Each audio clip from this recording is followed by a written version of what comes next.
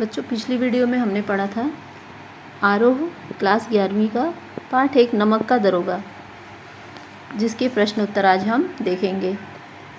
पहला प्रश्न है, कहानी का कौन सा पात्र आपको सर्वाधिक प्रभावित करता है? तो इसका उत्तर है कहानी नमक का दरोगा में एक प्रमुख रूप से 2 पात्र हैं, पंडित आलोपी दीन एवं दरोगा वंशीधर। दरोगा वंशीधर अपने धर्म कर्तव्य परायणता से हमें सर्वाधिक रूप से प्रभावित करते हैं। इसका प्रमुख कारण यह है कि उन्होंने धर्म कर्तव्य परायणता का परिचय सर्वथा विपरीत परिस्थितियों में दिया है। उनके घर की आर्थिक स्थिति अत्यंत खराब थी।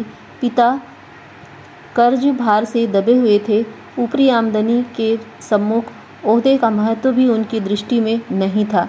संयोग से वंशीधर का ओहदा के साथ ऊपरी आमदनी वाला विभाग ही नहीं मिलता था, वरन वह अक्सर भी शीघ्र मिल जाता है, जिसके द्वारा वे अपने सर्व स्वार्थ सिद्ध कर सकते थे। परंतु उन्होंने स्वार्थ सिद्धि के स्थान पर कर्तव्य परायणता धर्म का व अडिगता पूर्वक निर्वाह किया। अब दूसरा प्रश्न है, नमक का दरोगा कहानी में पंडित आलोपी दीन के व्यक्तित्व के कौन से 2 पहलू उभर कर आते हैं? तो इसका उत्तर है पहला धनाभिमानी और दूसरा कर्तव्य परायणता। तो पंडित आलोपी दीन के पास अपार धन वैभव है। वे धन की महिमा के प्रभाव से न केवल भिज्ञ हैं, अपितु इसके बल पर रईस, अमीर और उच्च अधिकारियों को अपने प्रभाव में लेकर अपनी मनमानी करते रहते हैं। दूसरा कर्तव्य परायणता जैसे श्रेष्ठ गुणों के कायल।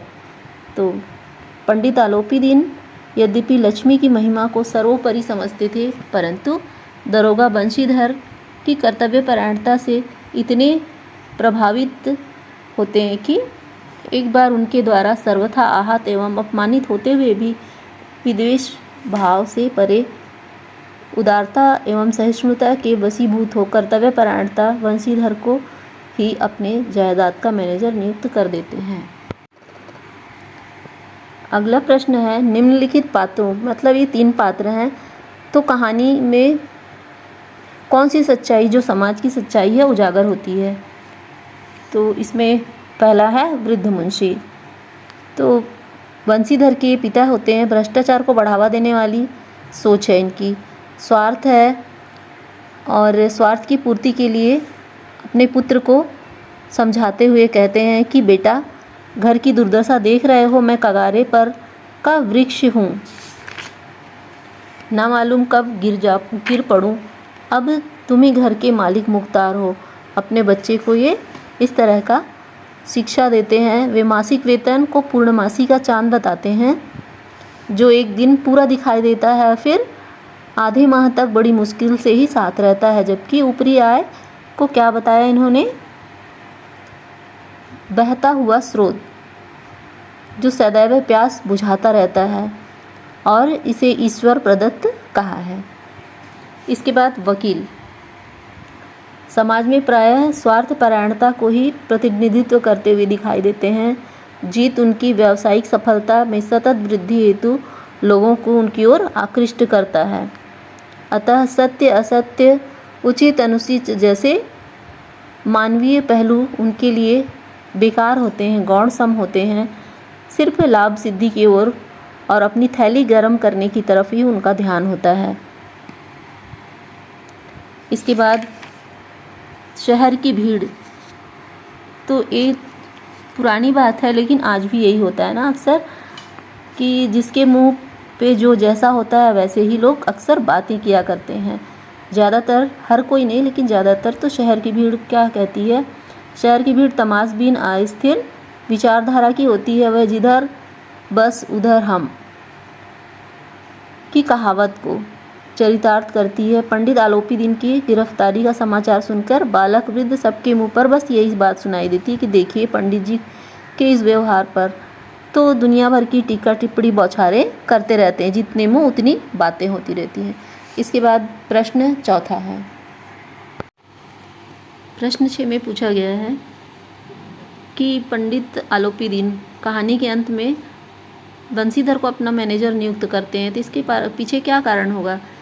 तो इसका कारण ये है कि उनकी कर्तव्य निष्ठा और ईमानदारी को देखते हुए, क्योंकि लक्ष्मी के आगे बड़े बड़े लोगों को बिकते हुए देखा, भ्रष्ट लोगों को देखा है उन्होंने अपने जीवन में, इसलिए इससे अच्छा बेहतर मनुष्य उनके लिए और कोई नहीं हो सकता है इस कार्य के लिए। इसलिए कहानी के अंत में बंसीधर को अपना मैनेजर नियुक्त करते हैं। अब पाठ के आसपास में पहला है कि दरोगा बंसीधर जो होते हैं आलोपी दिन को गिरफ्तार करते हैं क्योंकि वो गैर कानूनी काम करते हैं, लेकिन फिर उनका सहृदयता देखते हुए उन्हीं के यहाँ मैनेजर की नियुक्त जो करते हैं, तो उनकी नौकरी करने के लिए क्यों तैयार हो जाते हैं। और आपकी नज़र में ये क्या सही है?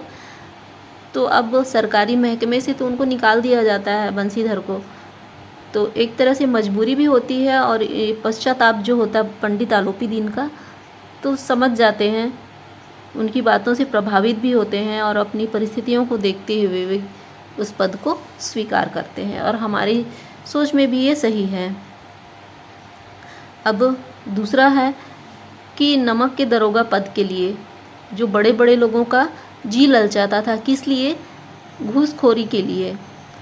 तो आज के ज़माने में ऐसी कौन सी नौकरी है कि जिसके लिए लोग ललायित रहते हैं? तो आज भी ऐसी है नौकरी, घूस लें या ना लें, लेकिन बड़ी नौकरी के लिए हर किसी का मन होता है। जैसे IAS का हुआ, PSC IAFS का हुआ, आयकर विभाग, आबकारी विभाग, RTO की नौकरी, ये सब नौकरियां लोग पाने के लिए लालायित रहते हैं।